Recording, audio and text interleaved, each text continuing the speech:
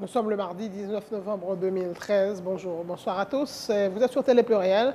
À l'heure du journal Pulsation, l'essentiel de l'actualité de la journée. L'actualité, justement, barricades enflammées, jets de pierre, de gaz lacrymogène. La ville de Jacmel a connu ce mardi une journée de tension marquée par des manifestations des membres de la population pour dénoncer la libération de 4 individus arrêtés en novembre 2012, accusés d'être impliqués dans l'enlèvement du petit Jérim Sam-Etienne et l'assassinat de son oncle Jean-Marie Etienne. Le commissaire du gouvernement de Jacmel, Féo Antoine, a confirmé la libération de ces personnes qui, a-t-il dit, n'ont rien à voir dans ces actes criminels se référant au rapport du juge d'instruction. Le MOPOD dénonce la répression lundi de la manifestation anti-gouvernementale au Cap-Haïtien et l'arrestation d'une cinquantaine d'opposants politiques. Au moins 6 personnes ont été blessées par balle. Le MOPOD donne cependant rendez-vous sur le Macadam le 29 novembre prochain pour continuer à dénoncer les dérives de l'exécutif.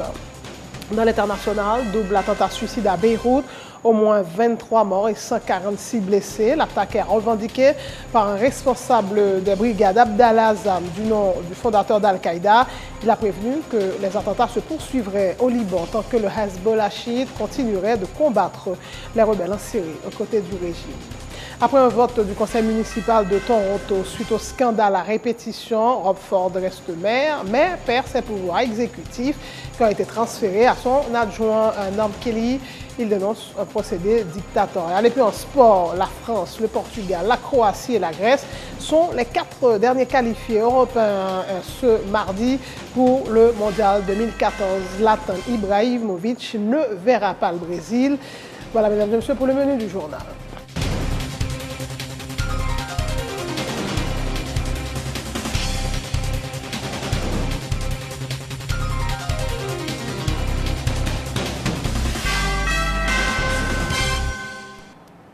Chef, bonjour, bonsoir. Vive tension à Jacmel ce mardi. Des membres de la population étaient dans les rues pour dénoncer la libération de 4 individus arrêtés en novembre 2012, accusés d'être impliqués dans l'enlèvement du petit Jérim Sam-Etienne et l'assassinat de son oncle Jean-Marie Etienne. Des barricades de pneus enflammés étaient érigées dans plusieurs quartiers. La police avait riposté en lançant des gaz lacrymogènes.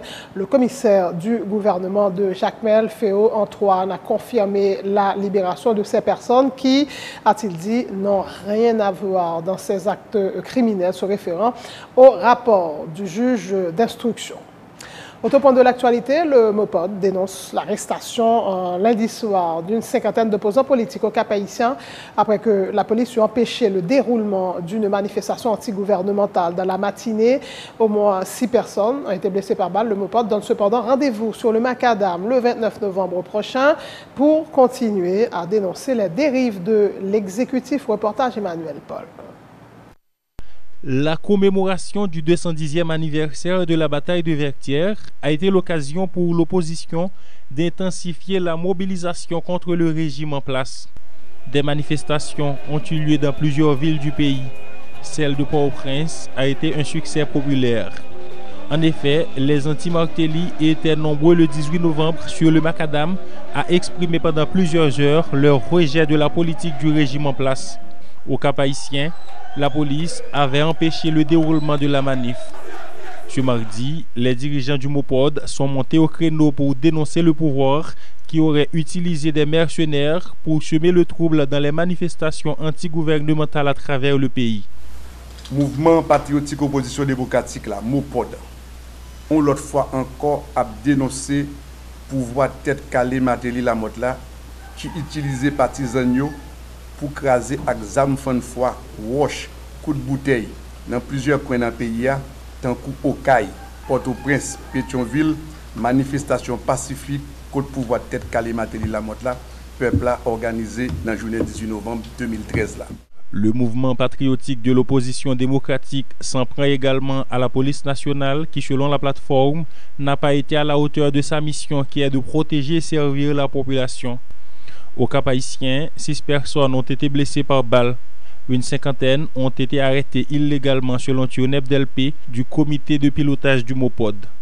Au Cap-Haïtien, côté plus passé 6 personnes blessées en babal couchées sous cabane d'hôpital, plus passé 50 personnes arrêtées illégalement après 6 ans à souhait dans le quartier populaire, fermé dans la prison, alors que même la police qui était partisan pour pouvoir tête calémater de la motio, il a cherché tout partout dans le pays, dans le bus dignité, vin pariser dans la rue au Cap pour faire quoi pouvoir tête calé la mater de la mot là, il y a un pile monde qui supporter dans la ville au Cap. Les incidents enregistrés tant au Cap Haïtien qu'à Port-au-Prince sont loin de décourager les responsables du Mopod qui donnent rendez-vous sur le Macadam le 29 novembre prochain pour continuer à dénoncer les dérives du pouvoir en place.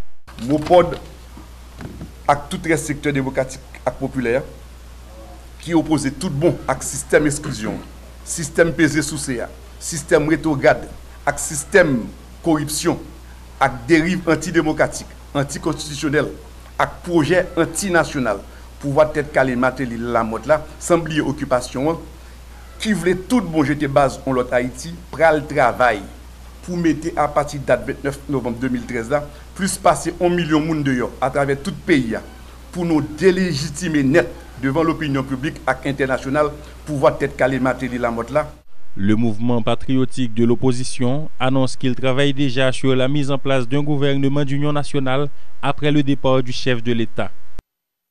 Et le Mopod s'inscrit en faux contre les allégations du coordonnateur de l'OPS, Sauveur Pierre-Étienne, selon lesquelles l'opposition aurait reçu 50 millions de dollars de la République dominicaine pour déstabiliser l'administration du président Martelly.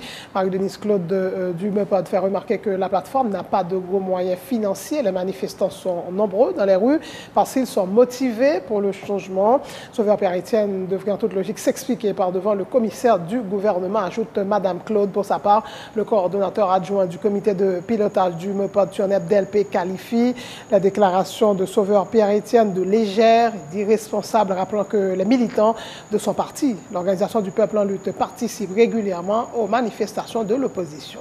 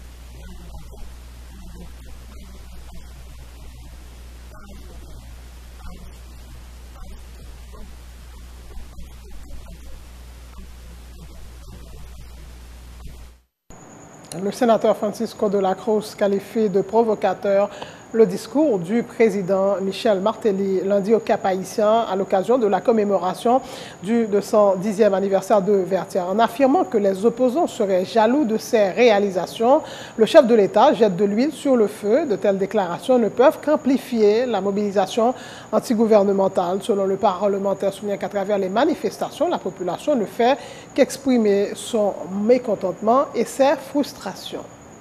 Je pense que son discours qui est vraiment qui croit, qui n'a rien, qui ne peut rien.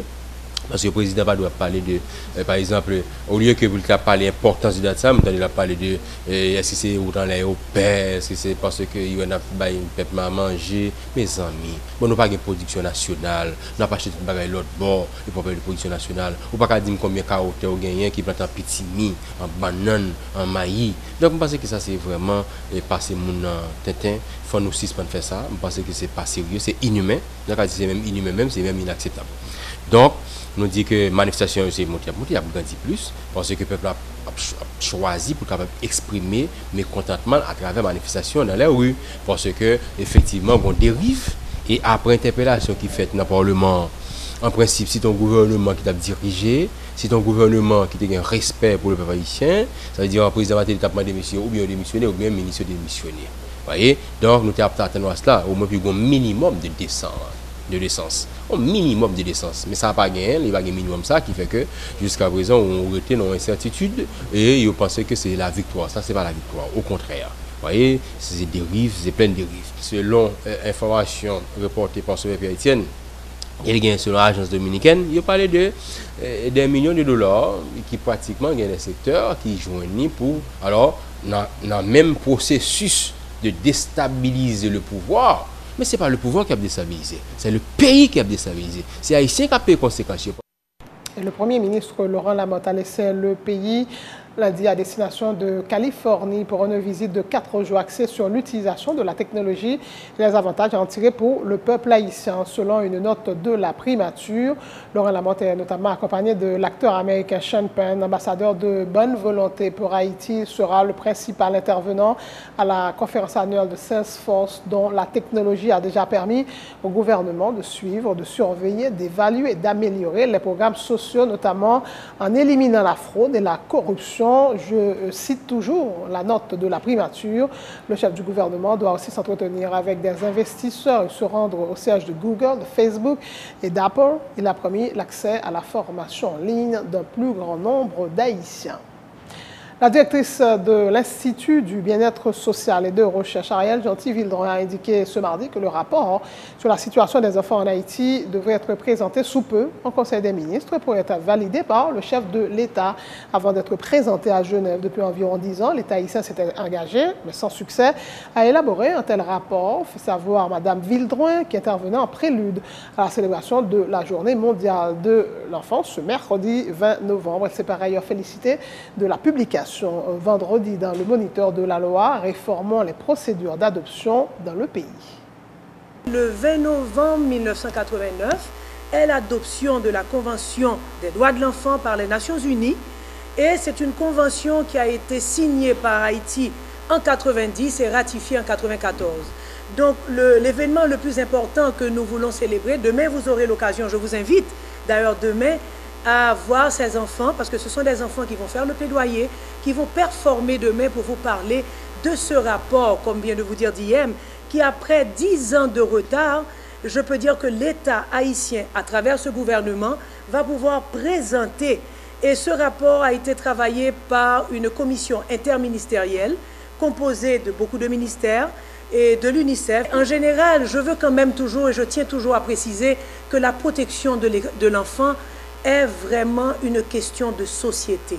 Quand je parle de question de société, c'est parce que ça concerne tout l'ensemble des citoyens et de toutes les institutions. Ça ne peut pas être la responsabilité d'une institution de gouvernement, mais de nous tous, citoyens. Donc aujourd'hui, c'est ce que nous voulions vraiment présenter, c'est que le rapport va être présenté avec des enfants demain. Ces enfants vont présenter demain pas mal de dossiers. On va présenter aussi cette loi d'adoption qui a été promulguée vendredi par le Moniteur et par l'exécutif. Et je peux dire qu'on a eu une réforme sur l'adoption internationale dans le pays. On parle aussi d'un dispositif des familles d'accueil qui a été validé récemment. On parle aussi de la prise en charge, je dis les normes de qualité de la prise en charge des enfants vulnérables, que les enfants vont aussi présenter, et un plaidoyer qui va se faire pour qu'on ait un code de l'enfant en Haïti. C'est un engagement que l'État a pris en ratifiant cette convention, un engagement de présenter ce rapport chaque 5 ans, mais malheureusement il y a eu un retard de 10 ans et qui va être présenté. Certainement ce rapport va être présenté en Conseil des ministres, il va être validé par le président et il pourra être présenté à Genève. Donc c'est important et c'est vraiment une victoire, je dirais, parce que quand même, après 10 ans de retard, on aura ce rapport qui va être présenté. Et le représentant de l'UNICEF en Haïti, Edouard Begbeder, salue les avancées en Haïti pour garantir un meilleur cadre de vie aux enfants, se référant à la finalisation du rapport intergouvernemental sur la situation des enfants haïtiens. Edouard Begbeder se félicite également de la validation par le ministère des Affaires sociales des dispositifs réglementant les familles d'accueil et promet que l'UNICEF continuera à appuyer Haïti dans ses initiatives. La journée serve, c'est une journée de dialogue.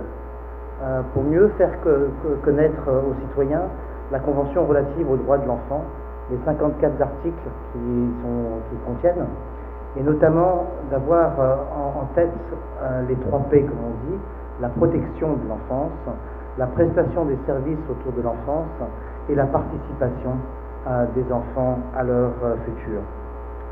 Madame Villeroy a souligné les progrès qui ont été faits dernièrement, notamment avec le vote, d'abord au Sénat, puis après à l'Assemblée, et enfin la promulgation de la loi réformant l'adoption vendredi dernier, la validation par le ministère des Affaires sociales du dispositif régulant les familles d'accueil, qui est un point très important, et enfin la finalisation du rapport. Il est important, comme dans tous les traités internationaux, qu'il y ait un suivi.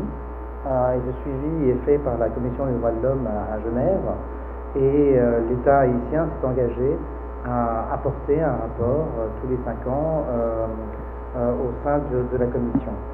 Et donc nous sommes très heureux aujourd'hui de pouvoir dialoguer autour de ce rapport, des progrès qui ont été faits, mais aussi de la route qui reste à faire. C'est la fin de ce journal, le rappel des titres avant de prendre congé de vous. Barricades enflammées, jet de pierre, jet de gaz lacrymogène. La ville de Jacmel a connu ce mardi une journée de tension, vive tension marquée par des manifestations des membres de la population pour dénoncer la libération de 4 individus arrêtés en novembre 2012, accusés d'être impliqués dans l'enlèvement du petit Jérémy Sam-Etienne et l'assassinat de son oncle Jean-Marie Etienne. Le commissaire du gouvernement de Jacmel, Féron-Antoine, confirme la libération de ces personnes qui, a-t-il dit, n'ont rien à voir dans ces actes criminels se référant au rapport du juge d'instruction. Le MOPOD dénonce la répression lundi de la manifestation antigouvernementale au Cap-Haïtien et l'arrestation d'une 50aine d'opposants politiques. Au moins 6 personnes ont été blessées par balle. Le MOPOD donne cependant rendez-vous sur le Macadam le 29 novembre prochain pour continuer à dénoncer les dérives de l'exécutif. Dans l'international, double attentat suicide à Beyrouth, au moins 23 morts et 146 blessés. L'attaque est revendiquée par un responsable des brigades, Abdallah Azam, du fondateur d'Al-Qaïda. Il a prévenu que les attentats se poursuivraient au Liban tant que le Hezbollah chiite continuerait de combattre les rebelles en Syrie aux côtés du régime. Après un vote du conseil municipal de Toronto suite au scandale à répétition, Rob Ford reste maire, mais perd ses pouvoirs exécutifs qui ont été transférés à son adjoint, Norm Kelly. Il dénonce un procédé dictatorial. Et puis en sport, une belle journée sportive ce mardi. La France, le Portugal, la Croatie et la Grèce sont les 4 derniers qualifiés européens ce mardi pour le Mondial 2014. Zlatan Ibrahimovic ne verra pas le Brésil. Merci de votre attention. Bonne suite de programme sur Télé Pluriel.